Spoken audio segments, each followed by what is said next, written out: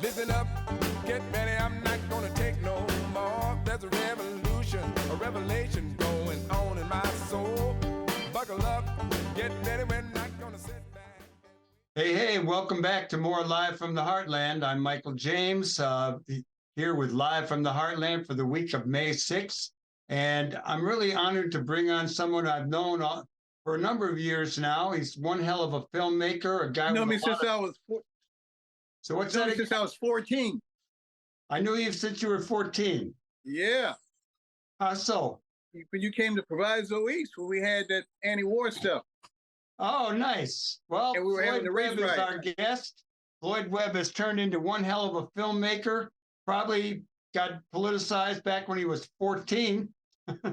Yeah. And what I'd like to do, you're going to talk to us about a documentary that you're making, films in general, but I want to have you share a little bit of information, Floyd, about how you became a progressive activist guy and a progressive filmmaker for the young people who need examples about people devoting their lives to the cause. Yeah.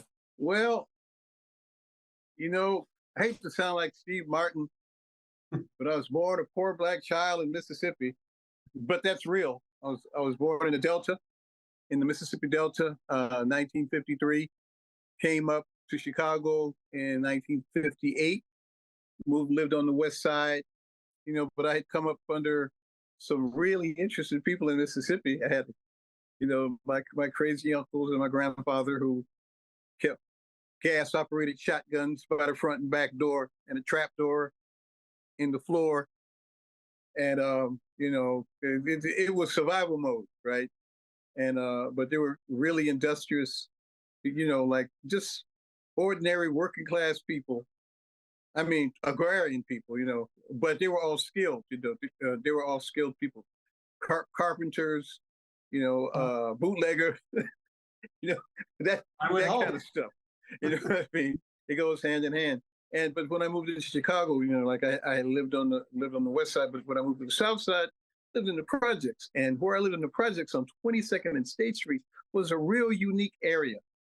I lived 2 blocks from Muhammad Speaks newspaper, 2.5 blocks from the Chicago Defender, 5 blocks from Johnson Publishing, 3 blocks from Chess Records, 4 blocks from VJ Records, up the street from Ahmad Jamal's Alhambra Jazz Club, right?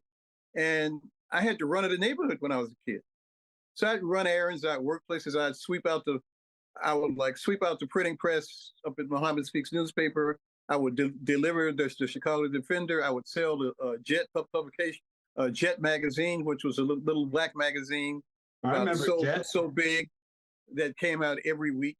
We would sell that. You know, we were like hustling. We would hustle. We got jobs when we were 7 years old because Mom thought that food was more important than comic books. So we had to make our own money to do that. And hence we had these adventures, you know, and I just happened to know a lot of really interesting people, like all the people who worked at the people who ran Muhammad Speaks newspaper had all come from the Daily World, right? Malcolm X had hired them away from the Daily World, so they were all either communists or ex-communists. You know, we had people on the South Side community. One guy named Hammurabi Rob, who taught Black history in the street. He printed his own publications. You know, anytime you could go to any beauty parlor, barbershop, pool hall, and you would find his little booklets on Black history. You know, so we were exposed to our history. We had, you know, counter to what a lot of young people believe today, that nothing was hidden. It was just in a book and somebody had to point it out to you, you know? And so we had people that did that. Matter of fact, you couldn't go in a barbershop without there being some kind of debate about history, or like, you know, or like these people with these incredible memories about baseball averages and who did what. You know what I mean? History and activism was part of that upbringing, you know, in the early 60s. You know, like while I was growing up, the first significant thing I remember was the conversations around Castro riding into Havana in January, that January 1959. We had the news. Everybody watched the news. Everybody had dinner around the dinner table, but we watched the news religiously. We watched Walter Cronkite, and Walter Cronkite's reporting on Castro, riding into Cuba. And you would go to the barbershop, they'd be talking about, you'll never see that again, never see it again.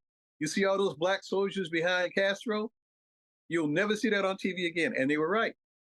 Because little did I know, when Castro had come into the country, he went into the Oriente Mountains and lived with those rebels, with the descendants of those rebelled slaves who had something called palinques up in those mountains. And that was the base of the Cuban Revolution. A lot of people don't know that because of the way history always leans towards white supremacy. So to give black soldiers any kind of credibility of participating significantly in the Cuban Revolution is to give black people in general a power that they don't want us to know that we actually have. Hey, Floyd, let me butt in here because we will have a limited amount of time. And I know.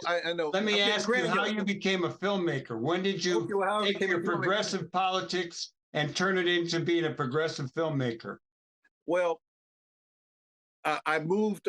My dad was in Vietnam. He came home. We moved out of Maywood. We moved out of the projects to Fort Benning, Georgia. Got politicized there, actually. That's another long story because that was in the middle of the civil rights movement.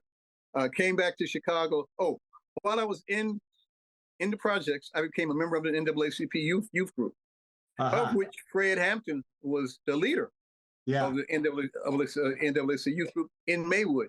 Ended up moving from Fort Benning back to Georgia because my dad went back to Vietnam. Moved to Maywood, got involved there because we were having race riots all the time. This is about the time that I met you. Because we were having seasonal race riots. And we put out a newspaper. We put out a newsletter because this is a time of student activism too. We must not forget, this is also a time period in which there was so much student activism right down to the high school and the elementary schools over dress codes, all kinds of things. Big time. And we put out something called Gideon's Babel. And it was an anti-racist, it was an anti-racist, anti-imperialist, anti-war document that we Xeroxed in the school when no one was looking, And from there, I got involved with Black Panther Party because when King got killed in '68, we had 600 members of the youth group of the NAACP when Fred was head of it. When King got killed, Fred went from being head of the NAACP youth group to joining the Black Panther Party behind his stealing the ice cream, or him being accused of stealing the ice cream and distributing it to the kids. Stokely Carmichael and members of SNCC came out to Maywood to help him raise money for his court case. And that's when they recruited him for the Black Panther Party, right? And so that's where it starts. I started taking pictures and things, so I ended up becoming a photojournalist, right? But it's out of that experience. Like the first film I ever programmed was because I also became a co-director of the National Committee to Combat Fascism in Maywood. In 1970, after I graduated from high school, me and Joe Hoffman, Chick Hoffman's brother, right? Matter of fact, we were all involved in Gideon's Babel, right? So So it all starts there. I became a photojournalist. I left the country. The Vietnam War was almost over, but they tried to get me because I was, they actually, FBI kind of interviewed me because I lived up the street from Bob Avakian. Bob Avakian was living in Maywood at that time. Bob Avakian is from the Revolutionary Union or whatever it's called. It was Revolutionary Union. I remember him from Berkeley. I knew him. So I had been working on the people. So, once again, I'm working on newspapers and stuff. I was working on the People's Voice, which we distributed at all the factories in the area, right? And so when I had that problem with the FBI, I was like, well, I had been wanting to leave anyway. And I knew a bunch of people that had gone to Mozambique and had gone to Tanzania. And I got up and went and ended up in Tanzania, living next to the refugee camps for Frelimo, FPNLA from Angola, and Umkhonto from the armed unit of the ANC. So I got to work out with Congress. Yeah, so that's kind of like, that's kind of like where it all starts. And I came home after the Carnation Revolution in Portugal ended Portuguese imperialism, and it ended the war. But then a civil war started, and I got sick with malaria and I had to come home. Plus there was so much happening, which is a whole other story that I kind of stayed away from. And I came back here and was like, because I never thought I was coming home. I had no plans for coming back to the States, really, So yeah, I ended up once back. you've been in Chicago, it's a hard place not to come back to. Well, it wasn't Chicago so much as I just didn't want to be in America, and I was getting insights that I just never would have gotten had I stayed here, And so when I came back, I went to college, and Chicago got interesting when I dropped out of college and came back here, and got involved with like Chicago filmmakers, and we started a Blacklight film festival, right? And just I mean, it just expanded from there. The festival got known all over the world. We were one of the first Black film festivals, starting in 1982. There were about 4 Black film festivals in the country at that time. Well, this is good. I'm getting a little history. Excuse me, I'm dropping my phone. Don't need it. A lot of things I didn't know about you, but I'm really glad you shared them.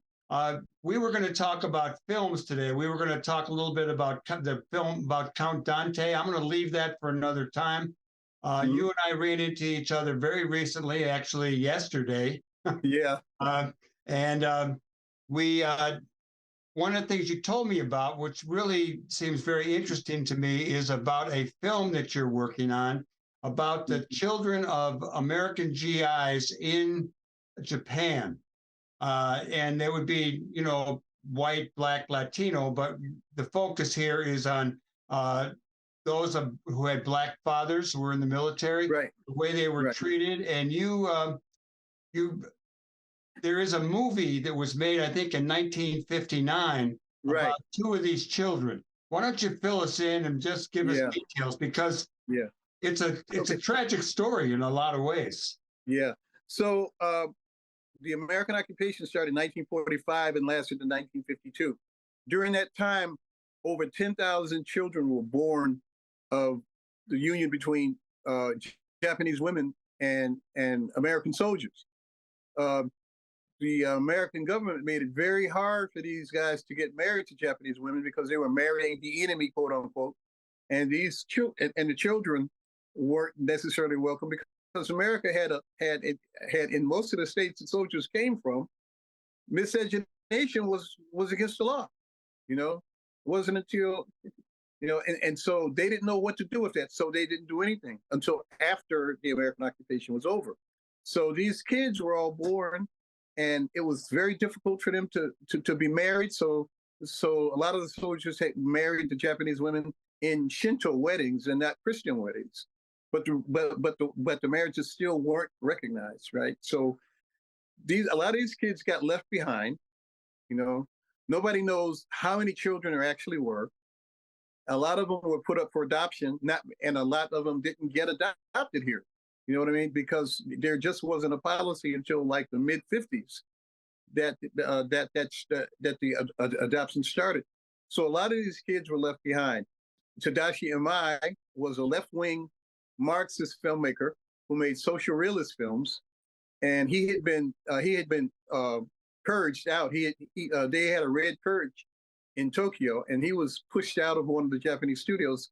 They formed their own studio, and they looked at this subject and decided that they wanted to do this film in 1959. So I showed the film in Chicago for the first time last year at Chicago Filmmakers, And I asked the person who helped me find the film if we could find the two actors that were in the film who were then kids.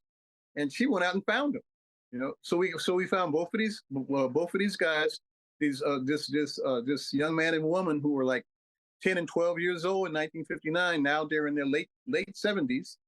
And we've started making a film about what their life has been like since they made this film. This film won all kinds of awards, right?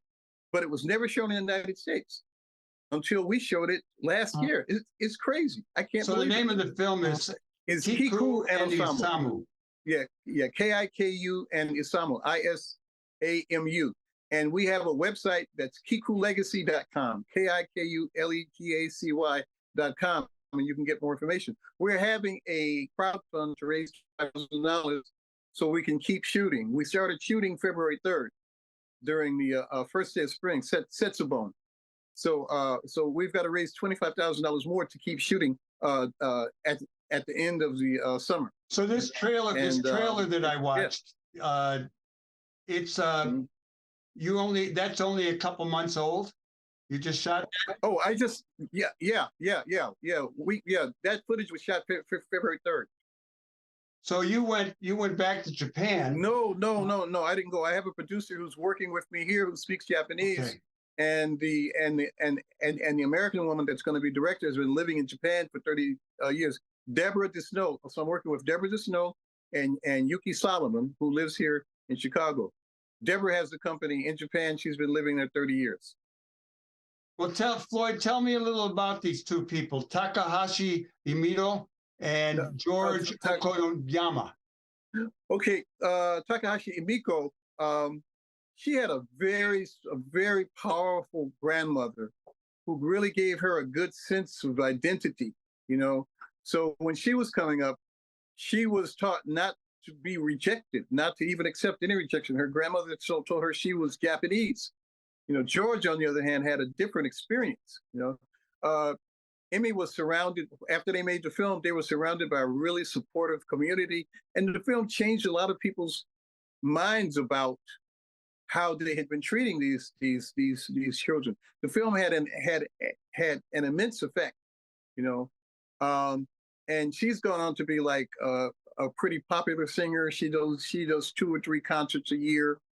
George was in the music business. I'm not sure what he's doing now. George lives in Osaka.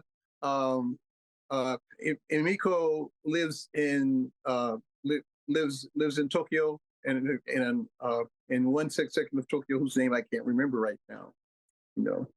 So we're going to be talking to them and looking at. There's other characters in Chicago that are involved in this story too. There's a woman journalist who worked for the Chicago Defender, Ethel Payne. Ethel Payne reported on this issue. Very famous woman. She was the woman who she questioned Eisenhower about civil rights, which actually brought the subject of the civil rights movement to fore, because she was the first Black woman and first Black journalist to work in the White House press corps. So Floyd, let me ask you a little bit about. Tell us the name of the original movie. Is it available? Can people see it, or they got to wait? The original film is Kiku to Isamu, Kikuto Isamu, which is just Kiku and Isamu. No, you can't see it yet.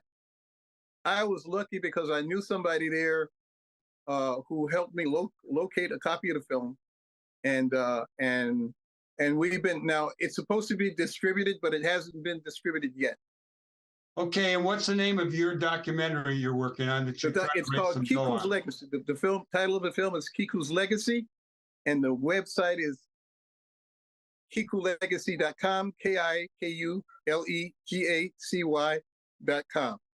And you can sign up for our mailing list. And if you're interested in our crowdfunding campaign and want to help us finish this film, you can become part of the crowdfund. And you can also email me at floydwebb@gmail.com. Yeah, well, I hope a lot of people do. Now, Floyd, what's the general situation, though, of all of these 10,000 kids? I don't know what percentage of them would have been African Japanese or African American Japanese. But what is the status? I mean, do they have any rights as they should have been American citizens as well as Japanese citizens? they had a problem with Japanese identity too. You know, and so I'm not really sure. That's one of the things we're going to discover. Yeah, I was just wondering if there are any legal ramifications. Well, in Japan there could be. I just don't really know. But you know, that's what we're finding out. You know, about what because it's very hard to become a Japanese citizen. You know, and like they did bring. It's interesting. A lot of Japanese descendants from Brazil came back from Brazil because Japanese had gone to farm in Brazil at the turn of the century. So a lot of their grandkids and great grandkids wanted to come to Japan, and they were welcome. You know, so things have changed since the end of World War II. Remember that they were beaten, right? I mean, they were beaten, and they were beaten horribly. 2 atomic bombs were dropped on them. The place was a mess.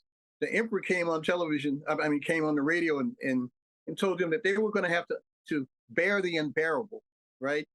And like a lot of the young Japanese girls after the war were forced into prostitution by the American occupation forces. They were forced to become comfort women, you know, just like the Japanese made Korean women comfort women. You know, so these are the parts of that story that make it really compelling. Well, Floyd, we're about out of time, and okay. I want to thank you for coming on, and I'm glad we got a lot of history about you, and we introduced people to this new project because I watched the trailer, and it has clips from the original movie. It has a grandmother telling her, you know, this one of the kids that her father is Japanese or he's American, and it's something else just to watch that short trailer. And I imagine we can run a few seconds of it on our on the visuals of this show. Okay, cool. Will you come back on another time? Sure, anytime. And yes, Count Dante is coming.